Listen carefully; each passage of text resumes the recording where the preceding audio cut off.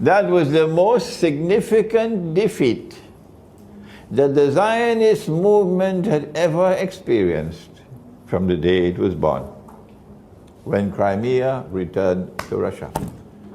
And when Crimea returned to Russia, if you would remember, I said, it's time for Imran Hussein to celebrate.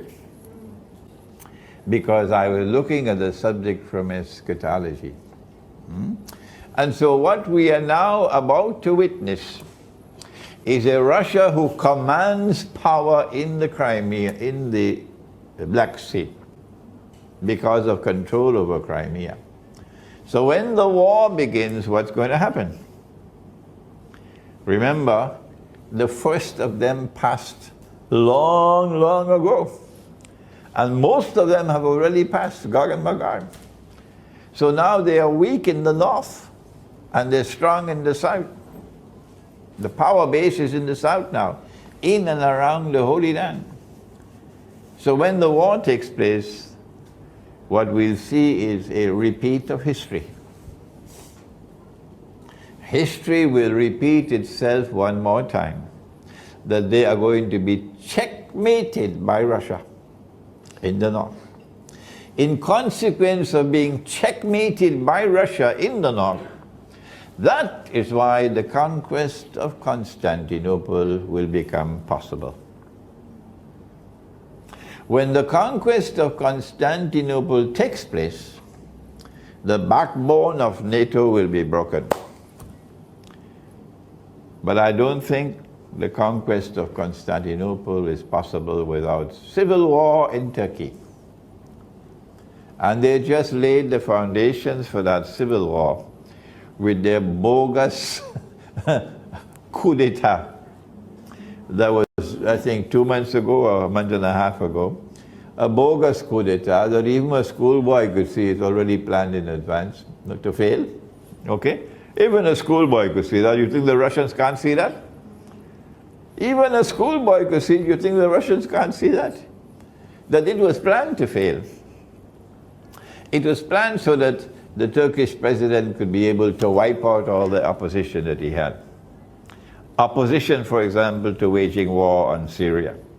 Many in the Turkish armed forces were opposed to Turkey waging war on Syria.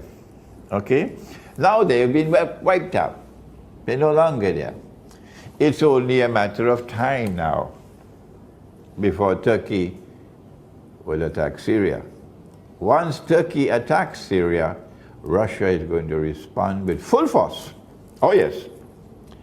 And when will Turkey attack Syria? I don't know. Don't ask me. Don't send me any emails. I don't know. I don't know. But it looks as though it's going to be soon. It looks as though it's going to be soon. When that attack on Syria takes place by the Turkish armed forces, which I've been anticipating for 2 or 3 years now, and then Russia responds with full force on Turkey, we are laying the foundations for the conquest of Constantinople. The word of Nabi Muhammad sallallahu ta'ala alayhi wasallam must come true. Must come true. Once the conquest of Constantinople takes place, then we know what's going to happen after that, the khuruj of Dajjal. Okay, if the war breaks out, the war takes place, and on the one side you have Russia, and on the other side you have Turkey. Who should we support as Muslims? Are you aware that Turkey is a member state of NATO? Are you aware of that? Are you aware that Allah has prohibited that in the Quran? Prohibited that in the Quran? Yes? Or you don't know? Oh, let me tell you then. Allah speaks in the Quran about 2 kinds of Christians. He says about one of the Christians that they're going to become the closest in love and affection for you Muslims. And he gives us ample means by which we can identify them as the Orthodox Christians. But then he speaks about another kind of Christian in the Quran. And he says, لا بعد أعوذ بالله من الشيطان الرجيم يا أيها الذين آمنوا لا تتخذوا اليهود والنصارى أولياء بعضهم أولياء بعض. Do not take such Jews and do not take such Christians as your friends and allies, who themselves are friends and allies of each other. بعضهم أولياء بعض. And if any of you turn to them with friendship and alliance, as Turkey has done, not the Turkish people, Turkish government, you now belong to them, you've left us. You now belong to them, you've left us. So who should you support? Turkey has joined NATO. Turkey is a part of NATO. NATO is the military arm of a Jewish-Christian alliance in Europe, European society, Western civilization. The Quran is speaking about that, prohibiting you. So we cannot support Turkey, which no longer is a part of us. It's joined them. Okay? Whereas Russia is standing up to the oppressor, resisting the oppressor. And NATO is the oppressor. In a war between the oppressor and the one who is resisting the oppressor, if a Muslim stands aside and says, I am not involved in this, what kind of Islam is that?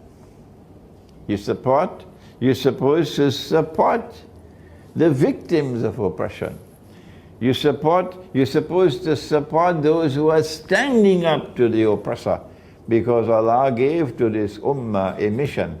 Amar bil ma'ruf wa nahi anil munkar. When it is something that is right and is just, stand up for it.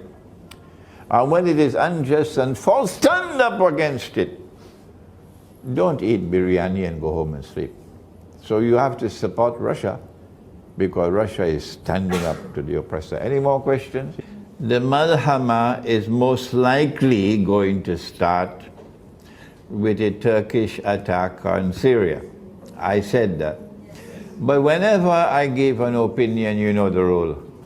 I don't know. The rule is don't accept my opinion unless you're convinced that I'm correct, because I can make mistakes, okay? I don't trust the Turkish leadership at all, and I don't think the Russians trust the Turkish leadership as well. So I am expecting that the war will commence with a Turkish attack on Syria, but I can be wrong. The war will be fought in that terrain, north of Damascus, yeah, between Syria and Turkey. That's where the war will be fought. But the war will also be fought in the area of the Black Sea. Okay? And it will be a war between Russia and Turkey, but because Turkey is a member of NATO, it'll be Russia versus NATO. China is not going to be standing aside of that war, so Russia will be supported by China, and Iran will be supporting Russia and China, I believe, because the military in Iran is not controlled by the president. The military is controlled by the supreme leader, Ayatollah Khamenei, and he has his heart in the right place, yes. Any more questions?